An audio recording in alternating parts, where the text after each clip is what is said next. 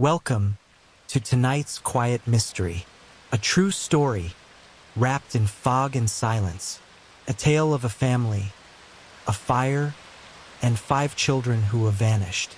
But for now, you don't need to solve anything. You just need to listen and let sleep slowly find you.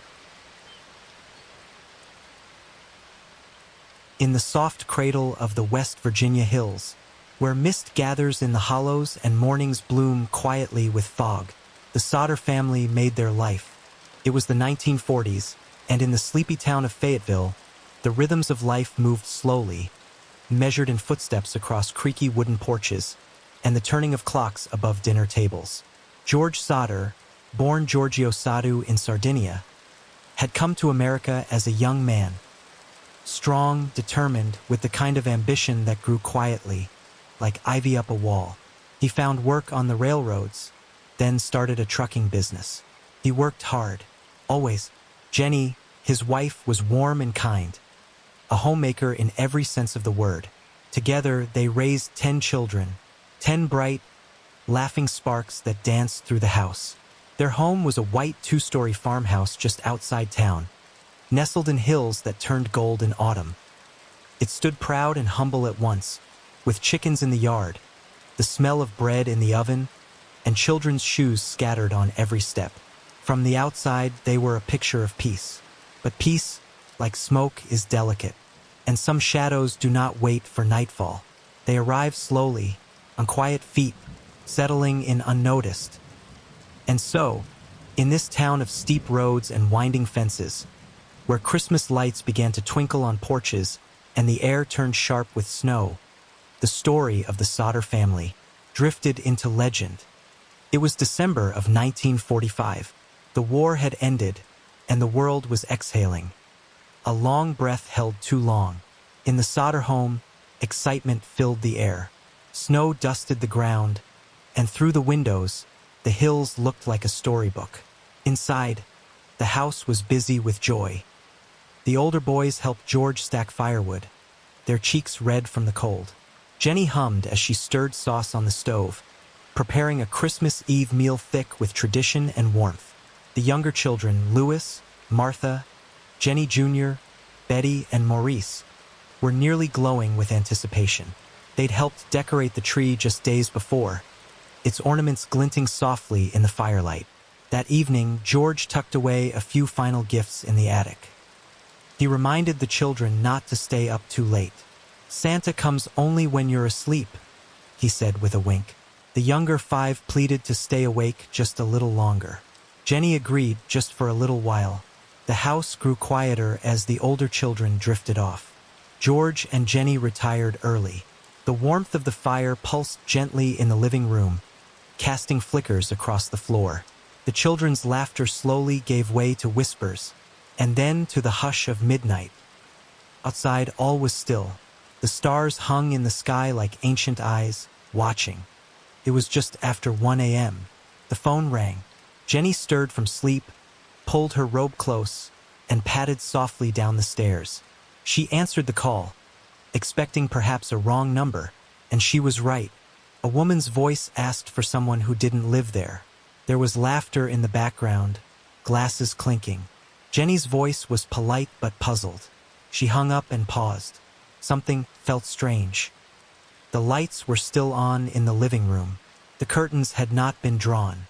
The door was unlocked. She quietly turned off the lights, closed the curtains, and went back to bed, her footsteps soft on the stairs. It was only minutes later when she heard it, a sharp thud on the roof, a rolling sound, then smoke. The house began to fill with it, thick and fast. Flames bloomed from the basement stairwell. Jenny shouted for George. He leapt from bed. The family scattered in confusion, gathering the children they could reach. 5 were outside, 5 were not. The fire was merciless. It spread fast, faster than they expected. George tried to reach the upstairs bedrooms, but the staircase was already engulfed. He ran outside, barefoot, calling the names of the missing children. Jenny wept and prayed, clutching her youngest. The wind howled through the trees, echoing with the fire's roar. He dashed for his ladder, but it wasn't there. They had always kept it propped against the side of the house. Now it was gone. He ran to start his trucks, hoping to climb on top and reach the windows, but neither truck would start. Not even a spark. Desperation clawed at his chest. The family watched as their home collapsed in on itself, in a storm of ash and flame. By morning, there was nothing left but charred wood, smoldering embers and silence. 5 children vanished into smoke. When the fire had finally died, neighbors came to help. They sifted through the ruins with gloved hands and heavy hearts. But something felt wrong. The basement was quiet, too quiet. There were no bones, no remains, not a trace of the 5 missing children. Authorities concluded the fire had consumed them. They said it burned too hot, too long. But George knew fire. He'd worked with coal furnaces. He had seen what fire left behind. Bones, fragments, should have remained. He and Jenny asked for a deeper investigation. But the town was already moving on. They said the case was closed. But how could it be? Where were their children? Where was the truth? The ladder was found, but not where it should have been. For years, George kept it propped neatly against the side of the house, ready for any chore, any emergency. But that night, when he ran to grab it, it was gone. 2 days later, a neighbor discovered it tossed in a shallow ditch some 40 feet away. No one could explain how it got there. No one saw who moved it. Like so many pieces in this story, it didn't make sense, unless someone had planned for it to be gone. A ladder removed, phone lines cut, trucks disabled, and the fire itself, fierce and fast, starting in a place where no fire should have begun. It was as if someone wanted the Sodders helpless, trapped. And once the home had collapsed, so had the truth. All that remained were questions, and George and Jenny were only just beginning to ask them. People began to talk. A telephone repairman told George the home's phone line hadn't burned in the fire. It had been cut, neatly, cleanly, just a few feet from the house. Jenny remembered hearing the phone ring before the fire. A wrong number, yes, but strange all the same. A bus driver came forward. He said that around 1:30 a.m., he saw people throwing what looked like fireballs at the Sodder home. He didn't stop. He kept driving, but it lingered in his memory.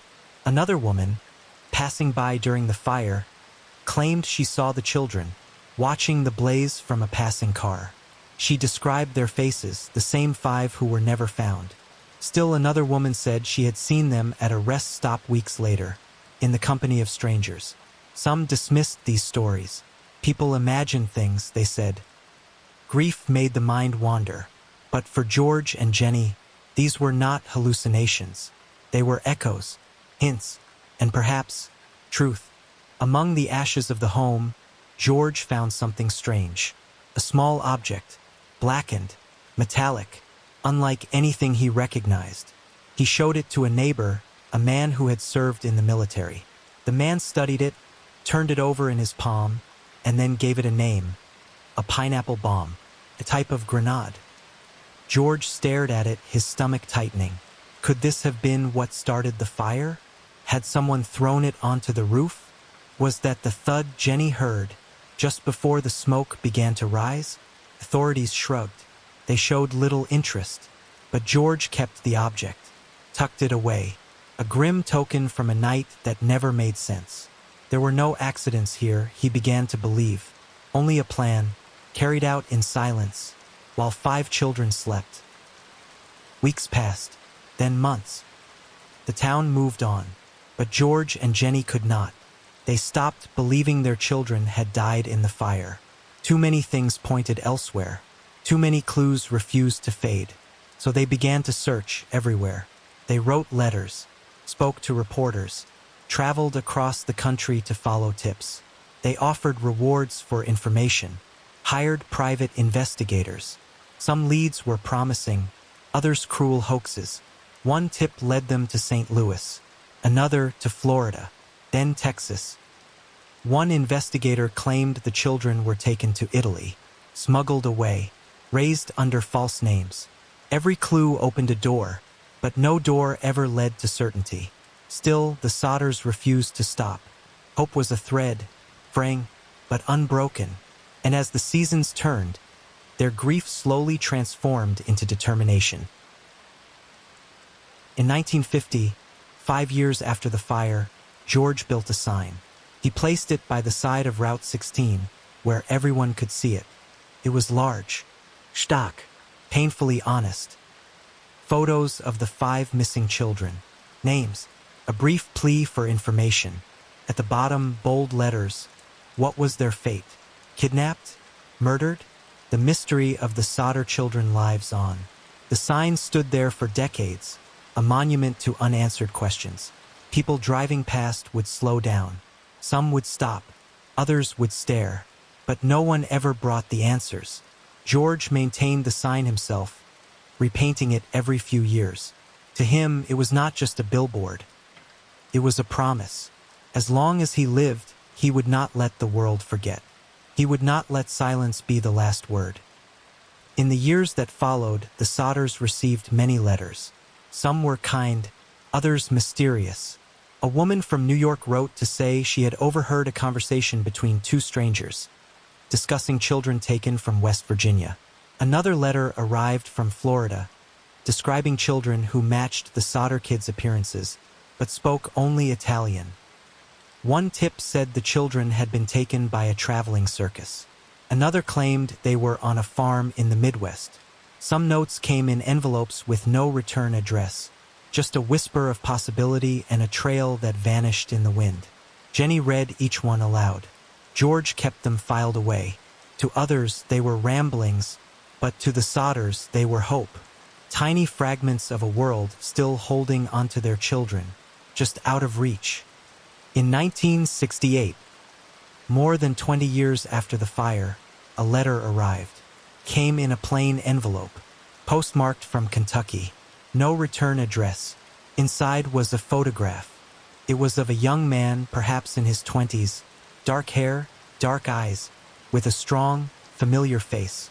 On the back, scrawled in strange handwriting, was a note. Louis Sodder, I love brother Frankie. Ill boys. A 90132 or 35. The family stared at the image. Could it be? He looked like Louis. Older, yes. But the shape of the eyes, the curve of the jaw, it was haunting. They sent investigators to Kentucky. They hired detectives. But the man was never found. The letter, like so many before it, slipped away like smoke. But the photo remained framed in the family home. A ghost in ink. Jenny Sodder began to dress in black. Every day, every season, every year. It was not just mourning, it was a message. She wore black in protest, in remembrance, and in silent strength. She tended her garden in it, stood beside the billboard in it, answered letters from strangers, always with care, always in black. Her home became a shrine to her missing children. Their portraits lined the walls. Their shoes remained where they had once left them. She never believed they had died in the fire. And so, she lived as if they might return at any moment. There was no burial, no stone, only the mystery and the hope that somehow, somewhere, they lived. George continued to search until his last breath. He traveled less as he aged, but he never stopped investigating. Late into the night, he would sit in his chair, studying old maps, faded newspaper clippings, and stacks of correspondence. He kept the photograph, the one from Kentucky, close by. He had memorized every feature on the man's face. He whispered his children's names like prayers. In his final years, he planted trees where the house had once stood. Each one bore a name. Maurice, Martha, Jenny, Louis, Betty. He passed in 1969, still waiting, still wondering. He was buried beneath a modest stone, and beside him, a silence deeper than the hills of West Virginia. The remaining Sodder children grew up, but the mystery grew with them. They married, had children of their own. But the question always remained, what happened to the 5? Some of the surviving siblings believed the children had died in the fire, that the clues were coincidences, that hope had become illusion. Others, like Sylvia, the youngest, never stopped believing they had been taken. She had been just 2 years old on that night, but the memory lived in her bones. The fear, the smoke, her mother's voice calling names into the dark. As she aged, Sylvia carried the mystery forward. A torch passed from grieving hands. She searched online, connected with strangers, told the story again and again, not for closure, but for truth, and for 5 voices that had never been heard again. Some nights, Jenny would sit by the fireplace and stare into the flames. She would watch them curl, flicker, rise, and remember. People told her it was time to move on, to accept what had happened, to grieve and let go. But she couldn't. She knew fire, had cooked over it, warmed her children by it, watched it devour everything she owned, except what mattered most: bones. No remains were ever found. No trace of 5 children who should have left something behind. Experts were divided. Some said the fire was too hot. Others said no fire burns that clean. And so the flames became more than destruction. They became a question, a door left open, and no one willing to walk through. One neighbor, who lived a short distance down the road, reported something odd. That morning after the fire, he noticed unfamiliar footprints in the snow leading away from the Sodder home. They trailed across his property, toward a gravel road, and vanished. He hadn't thought much of it at first. Snow was common. Tracks came and went. But later, when he heard the news, when he learned 5 children were gone, he wondered, could someone have taken them, carried them into the night? Were those small prints a path out of fire and into the unknown? No one ever followed those tracks. No photographs were taken. By the time anyone thought to ask, the snow had melted. Like so many parts of this story, the clues faded too soon. Years after the fire, a member of the Sodder family was visiting Charleston, West Virginia. She was walking through a market when she saw him. A man, tall, dark-haired, quiet. He stood beside a vendor stall studying fruit. She froze. Her heart skipped. He looked like Maurice, one of the missing boys. She called out. The man looked up. Their eyes met, and then he turned and walked quickly away, disappeared into the crowd. She searched, asked vendors if they knew him, but no one did. Was it Maurice? Or a stranger with a familiar face? The moment passed, but she remembered it always, because sometimes truth walks right past us, and we don't realize until it's gone. Fayetteville became 2 towns, one where people believed the children had perished. The fire was tragic, but final. The other, a quieter group, whispers in kitchens and at church steps, believed something else. That the fire was a cover, that someone had meant to silence the family, that powerful people were involved. Rumors spread, a family feud, business jealousy, revenge for George's outspoken views about Mussolini and fascism. Some said George's enemies had threatened him. Others claimed the mafia had a hand in it, but nothing was ever proven. No names, no arrests, just the town, split by memory and mystery, and a billboard watching it all. Sylvia Sodder was only 2 years old on that Christmas Eve in 1945, but she remembered the warmth of the house, the sound of her siblings playing, and the way her mother's arms felt as she carried her into the cold. She grew up surrounded by questions, stories whispered in the kitchen, articles pinned to the wall, photographs carefully dusted. As she got older, she started to ask more. She read every letter, pored over old reports, spoke to strangers who claimed to know something. She never stopped believing her siblings had survived. Her voice became a bridge between generations, a last living witness to the night the world changed. And in her, the Sodder children lived on. In the days after the fire, 2 men came forward with an odd story. They were truck drivers who had passed through Fayetteville that night, and both claimed they saw something strange. A car parked near the Sodder house. Two men stood outside it, watching the flames. One driver said he saw children inside the car, a few in the back seat, faces lit by the flickering light. But by the time the fire trucks arrived, the car was gone. They never came forward to the police. Only later, when they heard the family believed the children had been taken, did they share their stories. No license plate, no names, just another clue drifting out of reach. Were those men responsible, or witnesses afraid to speak? The roads had long since cooled, but the questions still burned. In later years, a few family members and investigators returned to the site of the old Sodder house. They dug. They sifted through dirt beneath where the home once stood, hoping perhaps to find a sign. Bones, buttons, clue left behind. What they found was peculiar. There was no proper basement, no deep cellar where 5 bodies could have been hidden or burned so completely. Only shallow earth, stone, and ashes mixed with time. Some claimed a few bone fragments were uncovered, but experts later said they were from a cow, or much too old, or not human at all. So the hole remained empty. The fire left no grave, no remains, and no peace.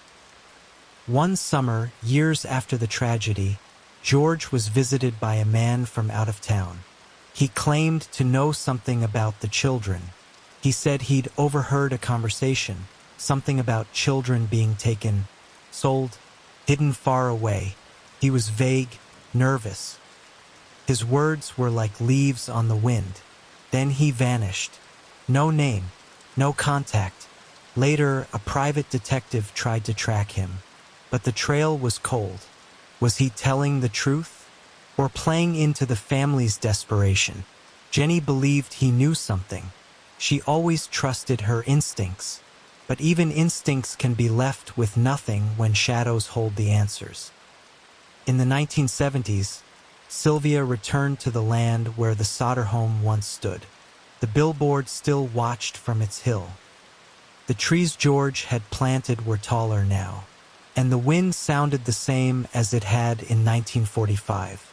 She walked the edge of the land, her feet brushing grass that had grown over memory. In her hands, she held the photo, the man who might be Lewis. She wondered if he had passed this place, if any of her siblings had ever come back just to see, just to feel. The home was gone, but the questions filled the air. In the wind, she thought she heard laughter, footsteps, names whispered by time. Some places never forget, and some families never stopped listening. Years turned into decades. The case grew cold, but to the Sodder family it never cooled. Every holiday they set out 5 extra chairs, lit 5 extra candles, spoke 5 extra names aloud. In town, people stopped talking about it. But for the family, the silence was its own kind of grief. There were no funerals, no anniversaries, only this, an eternal wondering. Jenny passed in 1989, still believing her children were alive, still watching the road for figures that never came. And after she was gone, Sylvia carried it forward, quietly, steadily, like a flame that refused to go out. Because some mysteries aren't solved in this life. They are carried gently, like a lullaby that never quite ends. For decades, travelers passing through Fayetteville would see it, a tall wooden billboard beside the highway. On it, the faces of 5 children, frozen in time, their eyes looking outward, as if watching the road for someone who might know. It was George who first built it. He painted it himself, nailed each board in place. As the years passed, he updated it, added new photographs, attached new theories in bold white letters. It became a landmark, a question on the hill. Locals passed by it every day. Some grew used to it. Others felt it staring at them. And when the fog rolled in, as it often did in West Virginia, The billboard would appear like a ghost in the mist, a reminder that some losses never rest. One quiet evening in the 1980s, long after most leads had gone silent, Sylvia received a phone call. It was late. The house was quiet. She picked up. On the other end, a woman's voice, soft, uncertain. "I knew your sister," she said. "Martha. She's alive." Before Sylvia could speak again, the line went dead. She called back, no answer. Checked the number, it was unlisted. Gone. Was it a prank? A mistake? Or something real? A clue that slipped through her fingers? Sylvia sat for hours that night, holding the phone, listening to the hum of the dial tone. That voice so familiar, so fragile. Just one more whisper in a story of echoes. After the fire, the Sodders never rebuilt their home. They lived nearby, but the land where the house once stood was left untouched. No new walls, no roof. Just grass, stone, and the roots of trees George had planted in their children's names. People asked why. Jenny would only say, "It's still theirs." They kept the ground sacred, a space waiting for answers. Every Christmas, they'd light 5 candles there, place 5 white flowers on the soil, and though the world kept turning, that patch of land remained still, as if it, too, was waiting for the children to come home. The photograph from Kentucky, the one believed to be Lewis, became something more than an image. It was framed and placed on the mantel. A daily visitor. Visitors would ask, "Do you really think it's him?" And Jenny would nod, without hesitation. She'd study his eyes, trace the lines of his face with her fingertips. The note on the back, those strange words and that string of numbers, remained a riddle. The FBI couldn't trace it. Private investigators found nothing. But to the family, it wasn't about proof. It was about hope. Eyes don't lie. And in those eyes, they saw a brother. Older, yes. Changed, maybe, but not lost. As the seasons turned, so did the lives of those left behind. The world changed. New wars came and went. Televisions, then computers, then screens in every hand. But the 5 names never changed. Maurice, Martha, Louis, Jenny, Betty. Each name, a candle in the dark, spoken softly in prayers, in dreams, in conversations that ended in sighs. Sometimes Sylvia would walk alone on the old property and say the names aloud, just to remind the world they were still listening. Sometimes, when the wind passed through the trees George had planted, it almost sounded like a response, a whisper, promise, or perhaps a lullaby from long ago. Echoes through time years became decades. The old house long gone. The town changed. But the story never truly faded. People still whispered it in barber shops, over diner counters, at schoolyard fences. Some claimed they saw one of the Sodder children, grown up, walking past the train station, sitting at the back of a church service, or boarding a bus to somewhere far away. These stories came and went like ripples on still water, each one fading before it could ever be touched. But even a faint echo carries a voice, and the Sodder family, especially Sylvia, never stopped listening. In their hearts, the mystery remained very much alive. John Sodder, the oldest brother, carried a heavy weight. He had escaped the fire. He had survived, and for years he struggled with the guilt that he hadn't done more. He didn't talk much about that night. He worked hard, raised a family, lived quietly, but one day he made a promise to Sylvia. "If they're out there," he told her, "I'll help you find them." Together, they pored over old letters, dug up forgotten clues, visited places where rumors once pointed. It wasn't closure they searched for. It was truth and love and a sliver of peace in a world that had taken so much. Among Jenny's belongings, tucked inside an old cookbook, was a letter, unsent, unfinished, written in her careful hand. It began, "To whoever took my babies," she wrote with grace. No hatred, no fury. Just questions. And a mother's voice that had grown softer over time. "Did they miss us?" she wrote. "Did they remember our lullabies?" She never mailed it. Perhaps she didn't know where to send it. Or maybe she knew it would never reach them. But the words remained, an invisible thread stretching across time. A note from a mother to her missing children, never read, but always felt. As Sylvia aged, she began to dream more often. In those dreams, the house was whole again. She'd open the front door, and there they were, Maurice, Martha, Louis, Jenny, Betty, all five running down the stairs, laughing, calling for their mother. She'd dream of Christmas mornings, of long summer nights in the garden, of songs George used to hum when no one was listening. And in these dreams, no one was missing. No one was afraid. They were home, together.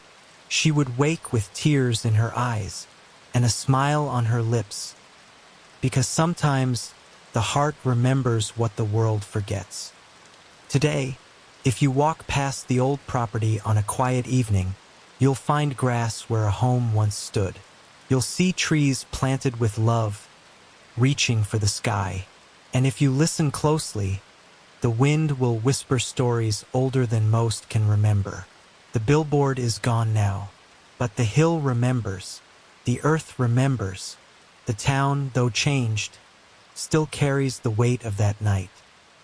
And somewhere out there, perhaps beyond the stars, the 5 Sodder children know they were never forgotten. In the hush of twilight, the world holds its breath. And in that stillness, love continues to speak for those lost, but never gone. Years passed. The photograph, the one believed to be Louis, began to fade. Its corners curled. The ink on the back blurred slightly with time. Still, it remained on the mantel, framed with quiet care. Visitors no longer asked about it. But Sylvia still looked at it almost every day, not always searching for answers, but remembering. She'd touch the frame gently, as if touching her brother's cheek. And sometimes, in that silent exchange, it felt like he was still near, watching, waiting, somewhere just beyond reach. Memories fade like photographs, but meaning lingers. Fire investigators came and went over the years, some curious, some skeptical. They studied reports, the timing, the witness accounts, the strange absence of remains. And always they left with more questions than answers. No human remains. No melted bones. No clear cause for a blaze so hot and yet so selective. It was as if the fire had taken the house, but not the truth. Each new expert added a layer to the puzzle. A theory, a doubt, a shadow on the wall where certainty should have stood. In the end, no one could say what really started that fire, or what it tried to hide. Sylvia remained the last of the immediate family. She grew older, her hair silver, her eyes still bright. She never moved far from the site of the old home, never stopped telling the story, to journalists, to neighbors, to anyone who asked. She turned her home into a quiet archive. Photographs, letters, news clippings yellowed with age. Each piece, a thread in a tapestry no one had finished weaving. She knew she might never find the full truth, but she also knew, as long as she spoke their names, her siblings weren't gone. In her voice they lived, and in her silence they waited. There's a name the family gave them over time, the missing 5, not to mourn but to remember, to keep them together. They were never separated in their story, always listed together, always imagined together. Maurice, the eldest, Martha, full of warmth, Louis, the smiling one, Jenny, bright and playful, Betty, the baby. They became more than names, symbols almost, of love that endured loss, of questions that refused to quiet, of courage in not letting go. And across the years, many would come to know them, not as a mystery, but as a family, interrupted. Fayetteville is quiet now. The hills rise softly around the town. The stars hang low in the sky, and the wind rustles gently through the trees planted long ago by George Sodder. If you stand on that hill at night where the house once stood, you can look up. The sky seems wide there, endless, like a story still unfolding. Maybe somewhere the 5 children look up at the same sky. Or maybe they became part of it. Stars that burned softly above the town that never forgot them. Sylvia often said, "Some answers come in another life." And perhaps, just perhaps, that's where this story continues. Under the same stars, in dreams, and in the hearts of those who remember. Inside Sylvia's home, there was a small room, no bigger than a closet, but within it the past lived on. Old newspaper articles lined the walls, each one carefully tacked up, yellowed and curling, but still legible. There were school photos, copies of missing persons reports, and tiny slips of paper with phone numbers and names, many long since out of service. She called it her archive, but it wasn't for show. It was for her, to sit in quiet moments and feel close to them. Sometimes she would speak aloud to the walls. "Where did you go? What did you see that night?" The room never answered, but the silence felt sacred, as if the memories were listening. That summer, Sylvia returned to the woods behind the old property. She hadn't walked there in years, but something, a dream perhaps, had drawn her back. The pines still stood tall, whispering in the wind. The same path wound between them, though it was overgrown now. As she walked, she remembered stories. George had once claimed to hear children's voices here after the fire, but no one believed him. She stopped by a mossy stump, bent down, ran her fingers along the bark. Something carved deep inside. M+B+J, she froze. The initials matched 3 of the children. Had one of them returned? Was it carved before or after? She never knew, but it brought her peace, because the forest, like her memory, held something sacred. In her later years, a young journalist came to see Sylvia. "I'm writing about cold cases," he said. "Yours is the one that never stops calling to me." She welcomed him in, poured warm tea, and told the story one last time. But this time she didn't rush. She let the pauses stay, let the silence speak between the words. When he asked if she believed they survived, she looked out the window for a long while. "I believe," she whispered, "that they were loved every day. And that kind of love doesn't vanish. It leaves a light." The reporter left quietly, carrying more than notes. He carried a story that would outlive them all. Time folds softly, like the corners of old photographs. The Sodder home is gone. The billboard is gone. Even the people, most of them, are gone too. But what remains is not just sorrow. What remains is love. It clings to the branches of the trees, woven through the grass, stitched into the air above that quiet hill. You can feel it if you visit at dusk. A hush, a warmth, as though someone is still waiting, or maybe still watching. Some losses are never resolved, but love, it never vanishes. It waits, it holds, and it remembers. Sylvia would sometimes leave a night light on in the hallway of her home. She said it was for the children, in case they ever found their way back. So they wouldn't be afraid. She knew deep down they probably weren't coming. But hope is a quiet guest. It stays long after others leave. Every evening she'd check the bulb, make sure it was glowing soft and steady. She never said much about it, but every now and then she'd pause at the doorframe and whisper, "I haven't gone anywhere. You're still safe here." And that little light glowed brighter than it should. A distant cousin, clearing out an old trunk in the attic, once found a note. The paper was creased, almost brittle, but the writing was clear. It read, 1946. Saw a girl who looked like Martha. She was with two men. Wouldn't speak. At the train station in Wheeling. There was no signature, no return address, just a piece of the past slipped into the present. The cousin sent it to Sylvia. She read it once, then again, and then she smiled, not because it proved anything, but because even decades later someone else had been watching, noticing, remembering, another voice joining the chorus of those who never forgot. On the anniversary of her mother's passing, Sylvia lit a candle in the garden. She stood there a long while, watching its flame dance against the slow wind. Then, in a soft voice, she spoke their names, one by one, like a prayer, like a lullaby. Maurice, Martha, Louis, Jenny, Betty. 5 names, floating into the night air, carried on breath, lifted by memory.